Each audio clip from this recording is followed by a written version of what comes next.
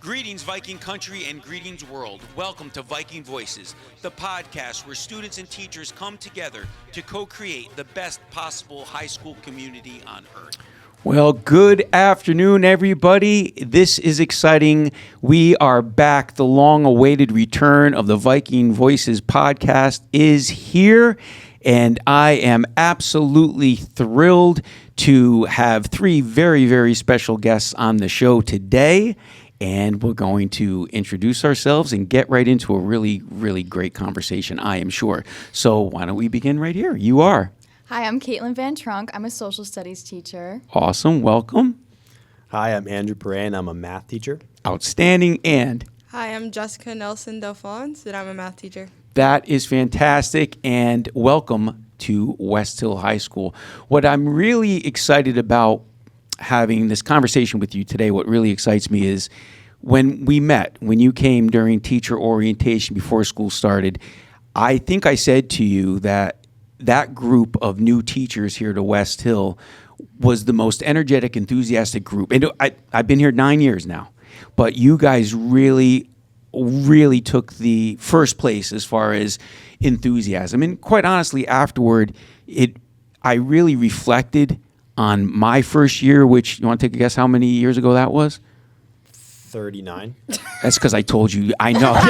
You remembered. Yeah, I said that then. Yeah. I hope you didn't just guess that. Look, yes, but 39 years ago was my first year teaching, and you guys absolutely reminded me of the enthusiasm and the excitement that I had when I began my career. So it's a pleasure to have you here today. So I think one of the things that I think is super, super important, if you're going to keep your enthusiasm and be excited your entire career about this work, is to always remember your why. And I don't know if you know Simon Sinek and why, the start with why, but I'd like to hear from each of you. Just tell us a little bit about how it came that you wanted to become a teacher. And we'll start right over here.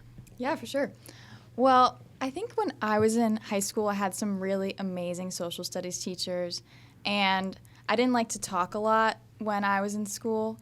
And social studies is one of those subjects where you have to go in and you have to discuss a lot. And that was something that made me really like it, as I came into class and I got to talk to my friends. Even if it was about school, I was still talking to them. And I had amazing teachers who would come and talk to me. And that kind of inspired me to want to become a teacher, because I wanted to make other students feel the same way that I felt when I was in my social studies classes. That's awesome. Let me ask you this. That you had amazing teachers. Was there one in particular that really inspired you? Yeah, one comes to mind. Her name is Dr. Tucci. All I right. believe she works at Ridgefield now, but I had her at Danbury High School. Did you let her know you're a teacher? I did. Okay, good. I That's did. important. Yes. That's important. She Awesome. knows. She's gotten an email from me, and I was supposed to babysit her kids, but then it was COVID, and then I wasn't allowed to. But she knows anymore. you're. She That's does awesome. know, That's yeah. awesome. Thank you, Caitlin. What about you, Andrew? Well, it's funny. I actually knew that I wanted to be a math teacher since 8th grade. Wow. And I also knew that year that I wanted to go to UConn to get my degree to become a teacher, because my inspiration teacher, Mr. Brian Ruther. I know. Yeah, sure. He's a really great guy. We were learning about just like linear equations in math that week. And he was like, you know what, screw this. We're just going to learn about how to calculate taxes and mortgages. Okay. And I was like, Mr. Ruther, that's not in the curriculum. And he was like, I know it's not, but I think it's important for you guys to kind of know how to do this when you guys, grow up, get old like me one day. And I was like, all right, cool. So, we went through the whole lesson. We learned it. I still remember the lesson to this day. That's and awesome. Ever since then, I was like, I want to change kids' lives like he did. And That was it. Here I am now. So you were locked and ready to go pretty early on then, huh? Yeah. Now, let me ask you this. Mr. Ruther know that you became a math teacher? Yes, he does. Very he helped good. me get my letters of rec in. And That's awesome. He was actually one of my letters of rec to Stanford Public Schools. That's awesome. Very good. And Jessica, how about you? So, And I know, if I may, yeah. your story is particularly interesting Yeah. to me. And so I really look forward to you breaking it down for us. Yeah, so I have a couple of reasons why I wanted to be a teacher. I had my first minority teacher when I was in 4th grade, and I kind of looked at her and I was like, wow, I could really do this one day. This looks like something that I could do. So fun fact, I actually get very nervous talking in front of people, like big crowds.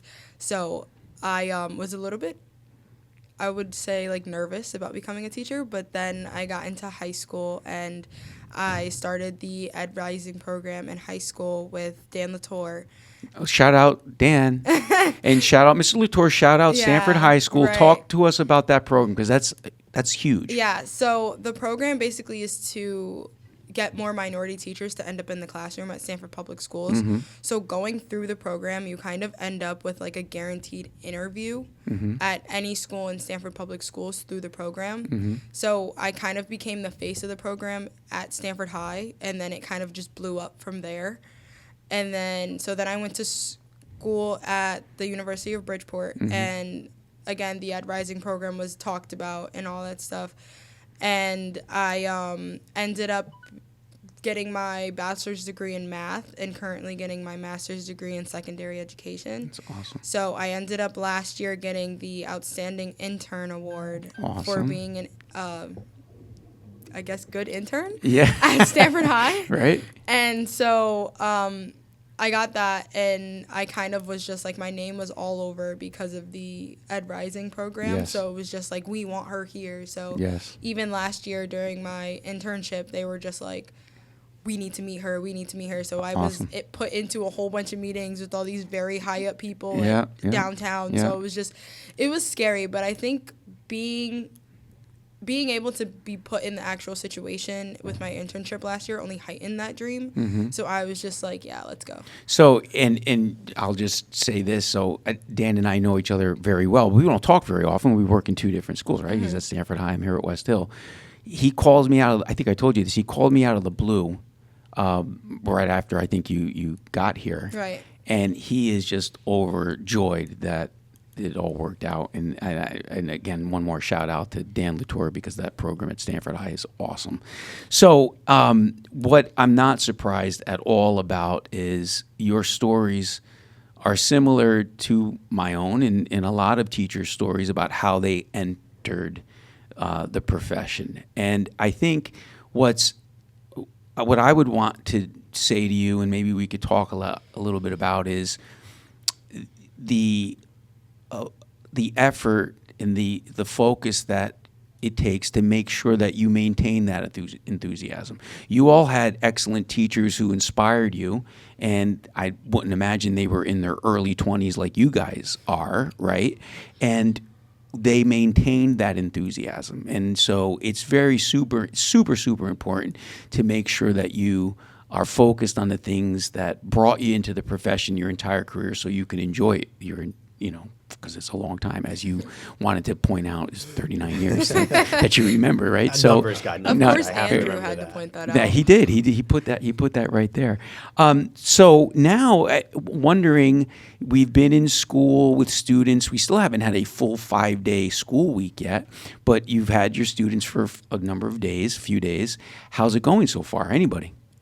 I mean, I think it's going really well. Yeah. I was telling them yesterday, I did a lesson in my intro to psychology class where I made the kids act out skits they made up. Okay. And at first, when I told them that that's what they had to do, they were kind of like giving me the look like, Miss V, why are you making us do this? Right. But then by the end of class, everyone's laughing, everyone's talking. Awesome. People who didn't know each other's names knew each other's names. And that was just like a really good moment for That's me awesome. this week. I was really happy about it. Awesome. That's great. Yeah, I've been introducing a new way to learn math for Okay. my group because I'm not one to do the whole desks and rows and kind of lecture style. That's good to hear. Yeah, I like to get my kids up and moving. Yep. So we do building thinking classrooms. So we Okay. get them up at vertical writing surfaces and like whiteboards. They're doing collaborative tasks together in the randomized groups. So they're always getting to know new people, like Caitlin was saying. Awesome. And they're always investigating rather than me kind of teaching them because Right. then they learn, they ask me questions, and then we critically think together. Right. And then they learn it through that, and then they do their notes with me. So it's been a good process, but I think the big thing for me that I've really enjoyed was that my students are starting to understand that my room's not a classroom, it's a community. Oh, wow. There you And, go. we All right, wanna build relationships. So is that Very Peter good. Lijdedel? Yes. Yes, I know math. But it can be used in any subject. We talked about that. But no, I think it's important because I told them in the real world, no matter where you go, whether it be like in any type of business or no matter what you do, relationships are important because you never know when you might need help or you might need to be picked up. That's awesome. So, Andrew, I'm concerned though. Was that phrase you just used? Was that copyright infringement? Because I think you just got called out on that. No, well, it's all good. The it's all building good. thinking classroom is okay. from Peter Liljedahl. They're but awesome. Yeah, awesome. And what about you, Jess? Oh, yeah. So my classroom is a little bit kind of different than both of theirs. I don't really do the whole get up and get to the board unless it's like an example. No, but you have a basketball hoop in there. I do have a basketball hoop in my room. It was really loud today. It was very loud today. Was We it? played trash-basketball today. I'm sorry. The name of that activity is what? Trash-basketball. Trash-basketball. Okay. New learning. Yeah, shout out Diane Birds. She came up with it. Okay. Yeah, so she was the one that actually made me put the basketball hoop in my room. Okay. Yes, I did buy a basketball hoop and put said basketball hoop in said I room. put it together though. Oh, wow. We put it together. Okay. Don't let him fool you. That's It's what like a that's what Fisher-Price that's one, what too. that's what colleagues in the same department do. They help one another. Right. Very good. So we were playing trash-basketball, and it got really loud. Like, I had to shut the door today. Okay. But it's more of like a review game because my kids were kind of struggling with the concept of different things that we were going on. So we're currently learning, like, perpendicular and angle bisectors, and they had trouble differentiating the two. So I was like, you know what? Let's play a game. Let's play a game. Awesome. Let's take away from our hands and writing things down, and let's just get up, get to the board, start moving, start talking to each other. And so it was actually a lot of fun. They screamed their heads off the entire time. Wow. It was so funny. But normally I'm like, they're in groups, and then I do like the whole notes portion, and then they have the rest of the time in class to do the worksheet that I give them, or if there's a problem or something, or Alex or something on the Right. board. And they go with each other, and I have a rule where they have to use their notes first and then themselves, like each other, Right. and then me as like their last resort, just because I want them to be able to build those skills. So yeah, it's really just Well, that's awesome. And And I remember all those 39 years ago, my first job was teaching 5th grade at Northeast Elementary School. And I remember it like it was yesterday. And my mentor, who was wonderful, had this kind of thing where she said, Mike, don't let your kids even see you smile until Halloween. That's old school, right? Well, Yeah, I've heard that. Yeah. Well, I've I heard did. till Thanksgiving usually. Yeah. I didn't follow that advice. I don't know. I don't remember if I tried to or not, but I couldn't. It wasn't me. I think what you are discovering too is you can be human for your students while maintaining rules and a disciplined learning environment. And I'm glad to hear how you're starting out with your students, because I definitely don't have any doubt that every single one of your students has already gone home and said, oh, I love my social studies teacher. I love my math teacher. That's they like me more than Andrew. Well, Whoa. there you go. Are you guys, wait a minute, are you guys like your classroom side by side? We're like right across the hall from each other. You might have to do something about that, So because he I can- see some kind of rivalry coming up. Oh, I already screams told at him. me. I already told him that our classrooms are gonna like have a trash basketball competition. Oh, or whatever. Lord, have So mercy. Well, you're the basketball player. You might get the W on that. I know, right? I don't We'll know, see. Andrew. Do your kids know ball? Do They know ball. Okay, are you sure? Oh yeah. But honestly, though, you if you've been around a long time and you're doing things correctly, you get to be opinionated about some stuff, and I have my opinions, and I think you guys are in the right place, and I think you're communicating the right energy to your kids, because not everything is fun. Not everything should be fun. We have to learn how to just muscle through and power through things and discipline ourselves and study, and it's dry sometimes. But most of learning, it should be fun. It should be engaging. Yeah. And when students can see that you can have a good time and you enjoy what you do, that's critical. If students don't see that you're enthusiastic about your content area, and if they don't see that you care about them and you value them and you believe in them as learners, it doesn't matter how much you know. until they know how much you care about them and how much you are enthusiastically involved in what you do every day. So let's talk about this too. So teaching, as rewarding as it is, and I'm fortunate because I don't know what I would have done with my life that would have been as rewarding as being an educator. But it's stressful too. Now you've got more work than maybe you ever had before, and there's just a lot of expectations, especially if you're new to the school. I'm your evaluator, right? So that's like a big deal. I take it a personal interest in all brand new teachers to West Hill in their first year, because we got to make sure we're doing it right. But the stress that comes along with it, how are you balancing the stress of being a new teacher and your obligation to being the best you can be with your personal life? Is that a challenge for you? How are you doing with that? Honestly, I feel like it's okay. It's okay? I'm Okay. fine. I have to keep a routine. If I just hold myself accountable and keep a routine, then Yeah. I'm good. So I stay here, and then I leave, and I go right to the gym, because if I go home, I won't go back out. Yeah. And then I go home, and I do whatever I have to do, eat dinner with my family, stuff like that. It's Awesome. been okay. What about you guys? Anybody? I'm kind of in the same boat. I usually go right down to the gym after school.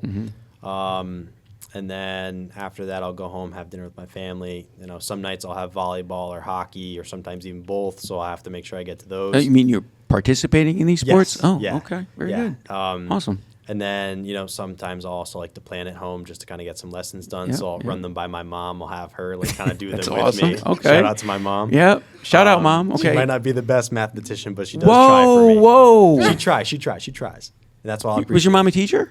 No.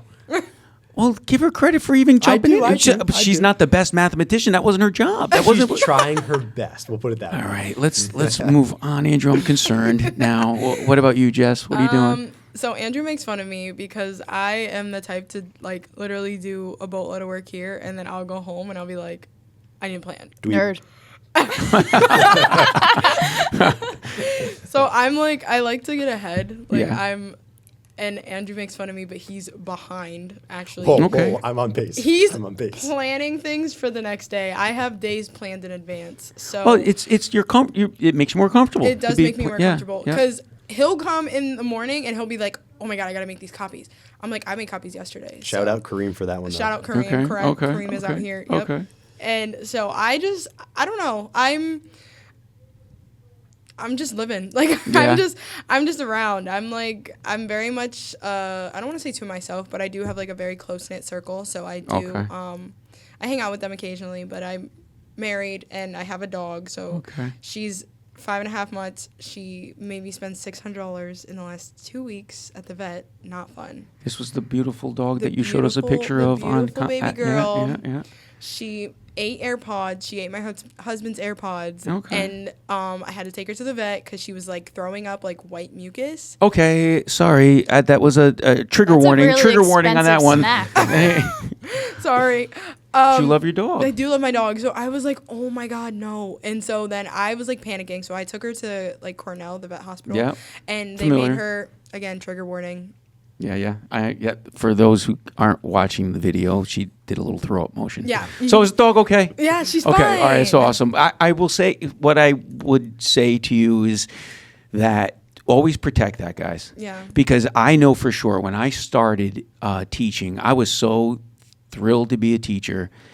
It really, for the first few years of my career, ended up being my entire identity. And although I went to the gym too and always made sure I was working out and things like that, I didn't have a lot of balance. And over time, that could be a problem. So you have to balance it. You give it your all while you're at school, and you plan and you make sure that you're prepared and you do that extra work that all teachers have to do when school's not in session. But then make sure you put as much effort into enjoying your personal life as much as you very obviously enjoy being teachers so far. So, all right. So I think what I hold on, let me check the time real quick. We're about getting ready to wrap it up. Is there anything, I guess the last thing I would maybe say to you is this, and this is just this evolution as I started out as a teacher and then an AP and now principal. Is there anything that you need from us, your principal, your assistant principals? Because there's no question that in any school, everybody who works at any school has a very critical role to play. But at the end of the day, the most important folks are the ones standing in front of kids teaching them. What is it? Is there anything that you need? Now, I don't know if there's anything that I can do. Some needs I can't be met, but what do you need from us? Are you good so far? Talk to me. I think I'm good. Yeah. I really appreciate how visible you are every day. You're standing out front. I really appreciate that. That means a lot, that you're not hiding in your office, or that you even, thought to bring us in and talk to us about our first couple weeks. Thank you. It's really nice. Can you top that? Because that was great. Can't you? Because you owe me a little bit because you put out the 39 years. Well, to be fair, Thank you very much, I Caitlin. did Thank you. make the good comment on our initial. Oh, you did. Yeah, you did. You Yeah, did. You thank did. you. That might Yeah, you bounce did. From up, everyone. That's but true. In case That's it didn't, true. I do second Caitlin's Thanks. thoughts, Thank but you, I thank you, also thank you. do want to say that there's nothing physical you can give us, but I think just the knowledge of knowing that you guys are constantly supporting us in Yes. what we do is 100%. important, because results take time, Yes, sir. especially with kids and with Yeah. ourselves. It's important that we know that we are always we have people to back off to. We always Awesome. have people to relate to and use when we need them. So Awesome. and you guys have been so far, no complaints. Okay, Obviously, cool. you guys have been beyond spectacular. We're trying. so- We're trying. And now I feel like I was fishing for some kind of comp, but I'm really not. Is there anything? Give me something different, Jess. Something different What do you need? Anything? to print. So what's up with the printer? I don't know, man. Don't Okay. start with I it. can Is it the print. printer in the It's math something department? wrong with you but guys. it's my desktop doesn't it All right. So won't here's how we're gonna end this segment and then wrap it up. I want you to email me when you get home after you make sure your dog hasn't eaten anything that it shouldn't be eating. I want you to email me, remind me about the printer in the math department, whatever, and I'll see what I can do about it right away. Thank you Okay. so much. Oh, it's no big deal. All right. So listen, I don't know if this is corny or not, but this is how I started ending the podcast when we started it a couple of years ago. You guys know who John F. Kennedy was, right?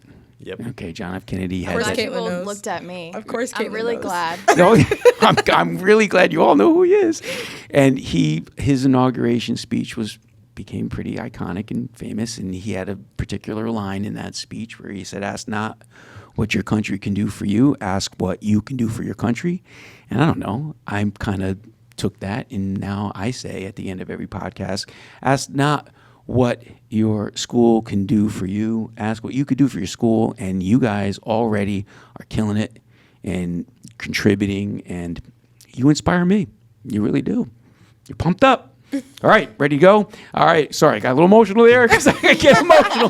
But you reminded me of myself when I was 39 years younger. All right, guys, thank you. That's it. Thanks, everybody. Bye-bye.